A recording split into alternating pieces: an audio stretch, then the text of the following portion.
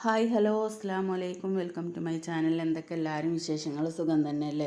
അൽഹംദുലില്ലാ നമ്മളിവിടെ സുഖമായിട്ട് ഇരിക്കണു. അപ്പം ഞാനിന്നൊരു അടിപൊളി മസാല ബ്രെഡ് റോസ്റ്റിൻ്റെ റെസിപ്പി ആയിട്ടാണ് കേട്ടോ വന്നിട്ടുള്ളത്.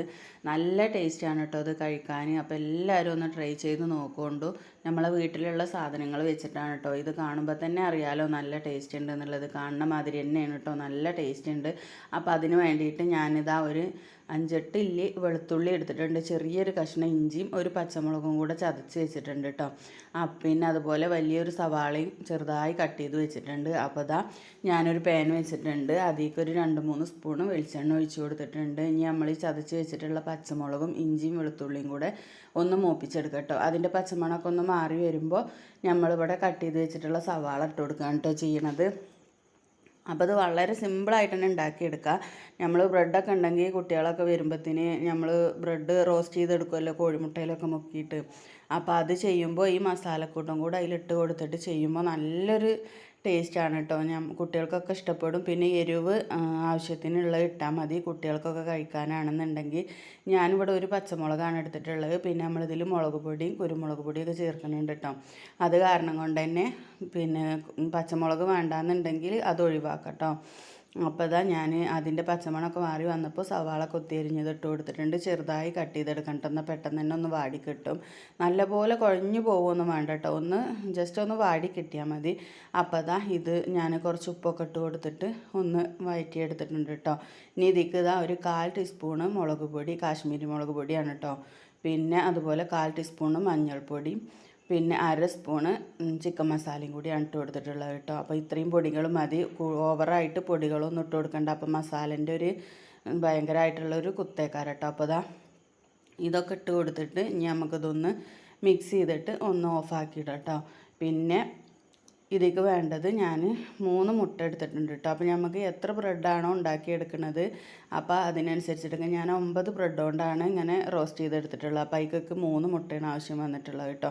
അപ്പോൾ അതാ ഒരു ബോളിലേക്ക് 3 മുട്ട പൊട്ടിച്ചൊഴിച്ചിട്ടുണ്ട്. പിന്നെ അതിലേക്ക് അല്പം ഉപ്പും കുരുമുളക് പൊടിയും കൂടി ഇട്ടിട്ട് നന്നായിട്ടൊന്ന് ബീറ്റ് ചെയ്തെടുക്കണം കേട്ടോ. അപ്പോൾ അതാ നല്ല ഇതിൽ തന്നെ കുരുമുളക് പൊടിയൊന്നും കട്ട പിടിക്കാതെ നല്ല പോലെ ബീറ്റ് ചെയ്ത് എടുത്തിട്ടുണ്ട്. ഇനി നമ്മൾ ഈ മസാലക്കൂട്ടുണ്ടല്ലോ അത് ഇതിലേക്ക് ഇട്ട് കൊടുക്കുകയാണ് കേട്ടോ ചെയ്യേണ്ടത്. ചൂടാറണമെന്നൊന്നുമില്ല, അപ്പോൾ ഇങ്ങനെ ഇട്ട് കൊടുത്താൽ മതി. എന്നിട്ട് ഇട്ട് കൊടുത്തതിൻ്റെ ശേഷം ഒന്ന് നന്നായിട്ട് മിക്സ് ചെയ്തെടുക്കാം കേട്ടോ. പിന്നെ അതാ ഞാൻ ബ്രെഡ് ഇവിടെ എടുത്ത് വെച്ചിട്ടുണ്ട്, ഒരു പാൻ അടുപ്പത്ത് വെച്ചിട്ടുണ്ട് കേട്ടോ. ഞാൻ ഒരു കാര്യം വിട്ടുപോയിട്ടോ. അപ്പോൾ നമ്മളെ ഈ മസാലക്കൂട്ടിലേക്ക് അല്പം മല്ലിയിലയും കൂടെ അരിഞ്ഞിട്ട് ഇട്ട് കൊടുക്കണം. മസാല ഉണ്ടാക്കുമ്പോൾ തന്നെ ഇട്ട് കൊടുക്കുക, പക്ഷേ അതിലേറെ ടേസ്റ്റ് നമ്മളിങ്ങനെ മസാലയൊക്കെ മുട്ടയിൽ ഇട്ട് കൊടുത്തതിന് ശേഷം ഇട്ട് കൊടുക്കുമ്പോഴാണ് കേട്ടോ. എന്നിട്ട് ഇത് നന്നായിട്ടൊന്ന് ഇളക്കിയെടുക്കുക. അപ്പോൾ അതാ പാനൊക്കെ വെച്ച് വെളിച്ചെണ്ണ ഒന്ന് തടവി കൊടുത്തിട്ടുണ്ട്. ഇനി ഇതാ ഓരോ ബ്രെഡും ഇങ്ങനെ വെച്ച് ഇതിലിങ്ങനെ കോട്ട് ചെയ്തെങ്ങാണ്ട് വെച്ച് കൊടുക്കുക കേട്ടോ. എന്നിട്ട് ഇത് ഇങ്ങനെ എടുത്താൽ ഇതിൻ്റെ മസാലകളൊന്നും അതിന്മേൽ ഉണ്ടാവില്ല. അപ്പോൾ നമ്മളിത് വെച്ചതിന് ശേഷം സ്പൂൺ കൊണ്ട് അതിൻ്റെ മുകളിലായിട്ട് മസാലയൊക്കെ ഒന്ന് ആക്കി കൊടുക്കണം കേട്ടോ. അപ്പോഴാണ് ഇതിന്മേൽ ഈ ഉള്ളിയുടെ മസാലകളൊക്കെ അതിൻ്റെ പുറത്ത് ഇങ്ങനെ ഉണ്ടാവുള്ളൂ. എന്നിട്ടൊന്ന് ചെറിയ തീയിലിട്ട് വേവിച്ചാൽ മതി, ബ്രെഡല്ലേ പെട്ടെന്ന് തന്നെ കരിഞ്ഞു പോവും.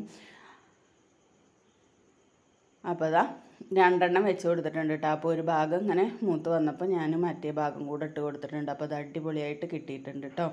അപ്പോൾ ഇതുപോലെ എല്ലാതും ഒന്ന് ചെയ്ത് നോക്കുക. അപ്പോൾ എനിക്ക് അങ്ങനെ ഈ ഒരു കൂട്ടിൽ 3 കോഴിമുട്ടയിൽ 9 ബ്രെഡാണ് ഉണ്ടാക്കിയെടുക്കാൻ പറ്റിയിട്ടുള്ളത് കേട്ടോ. അപ്പോൾ നിങ്ങൾക്ക് കൂടുതൽ ബ്രെഡ് വേണമെന്നുണ്ടെങ്കിൽ കൂടുതൽ കോഴിമുട്ട എടുക്കുക. മസാല ഒരുപാട് വേണമെന്നുണ്ടെങ്കിൽ മസാലക്ക് ഉള്ളിയൊക്കെ കുറച്ച് കൂടുതൽ എടുത്താൽ മതി കേട്ടോ. അപ്പോൾ ഞാനിതെല്ലാതും ഇതുപോലെ ഇങ്ങനെ ചുട്ടെടുത്തിട്ടുണ്ട് കേട്ടോ.